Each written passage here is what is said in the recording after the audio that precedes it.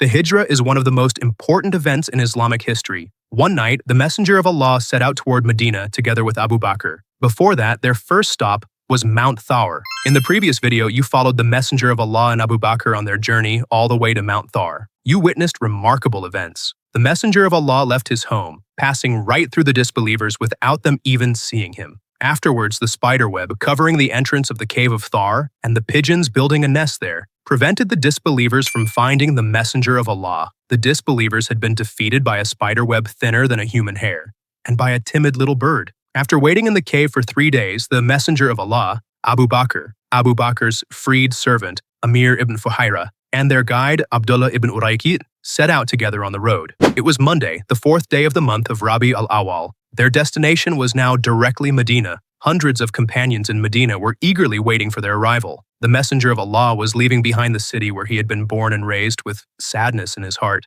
He stopped his camel and looked back toward the sacred city of Mecca. You watch the Messenger of Allah closely, and you hear him say, "By Allah, you are the best of the lands created by Allah and the most beloved to Allah. There is no homeland more beloved or more beautiful to me than you. If I had not been forced to leave, I would never have departed from you, and I would never have made my home anywhere else." After this, Allah revealed the following verse to comfort his prophet. "Indeed, the one who made the Quran obligatory upon you, to recite it, convey it, and follow it, will surely bring you back to Mecca, and in the hereafter will grant you the praise station, the maqam of the greatest intercession." They continued on their journey. To confuse the enemies pursuing them and to prevent anyone from tracking them, they followed routes different from the ones everyone else used. First, they headed south toward the direction of the Red Sea, and then they turned north. Riding on camelback, they traveled non-stop until noon on Tuesday. Then, at midday, they stopped beneath some shade to rest. Abu Bakr stood beside the Messenger of Allah like a guard. While watching over the Prophet, his eyes constantly scanned the surroundings, remaining alert at all times. Not far from them, they noticed a shepherd.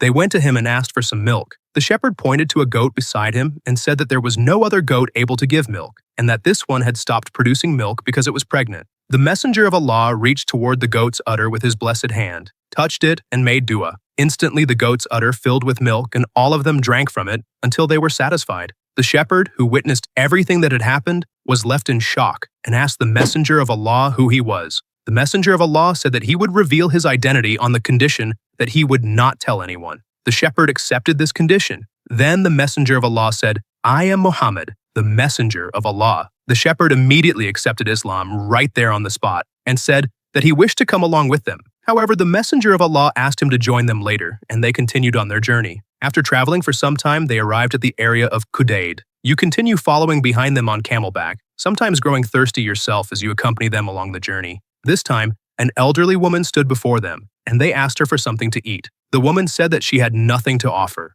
The Messenger of Allah pointed to a weak and skinny goat, asked for permission to milk it, and the woman allowed him. The Messenger of Allah milked the goat, and after they drank deeply from the milk, they gave the woman a full container of milk as well. Then they once again continued on their way. The reward of 100 camels placed on their heads spread even to the towns outside of Mecca, and whoever could carry a sword rushed after the Messenger of Allah. One of them was Suraqah ibn Malik, a brave man and a skilled tracker. Suraqah had now gotten very close to the Messenger of Allah and those traveling with him. When Abu Bakr saw Suraqah, he became anxious. Seeing this, the Messenger of Allah said, just as he had said in the cave, "Do not grieve. Indeed, Allah is with us." Then he turned and looked towards Suraqah. At that moment, the legs of Suraqah's horse sank into the sand. He barely managed to free himself and then began chasing them once again. But once more, the horse's legs sank into the ground, and this time, smoke began rising from the place where it sank. Now Suraqah understood that he would not be able to harm the Messenger of Allah.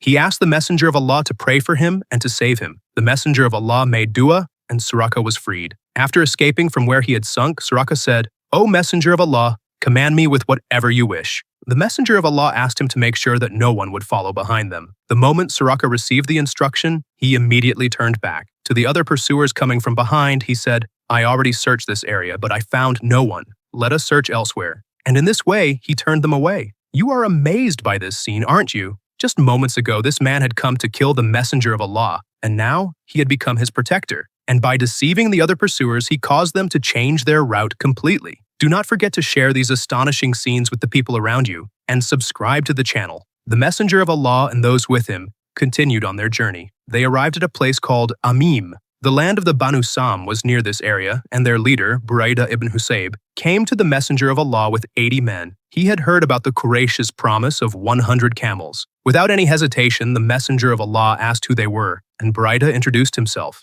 Then Buraidah asked the same question in return, and the Messenger of Allah replied, "I am Muhammad, the son of Abdullah, the son of Abdul Muttalib, and I am the Messenger of Allah." Then he invited him to Islam. Buraidah and the men with him accepted the invitation and became Muslims. The Prophet spent the night there. When morning came, Buraidah did not think it was proper for the Messenger of Allah to enter Medina without a banner. So he removed his turban, tied it to the tip of a spear, and walked in front of him. And there it was before them, Medina. The excitement had reached its peak. Hundreds of companions were waiting with deep longing for the arrival of the Messenger of Allah. Finally, in the 14th year of prophethood, on Monday, the 12th of Rabi al-Awwal, a voice was heard. "The blessed traveler we have been waiting for is coming."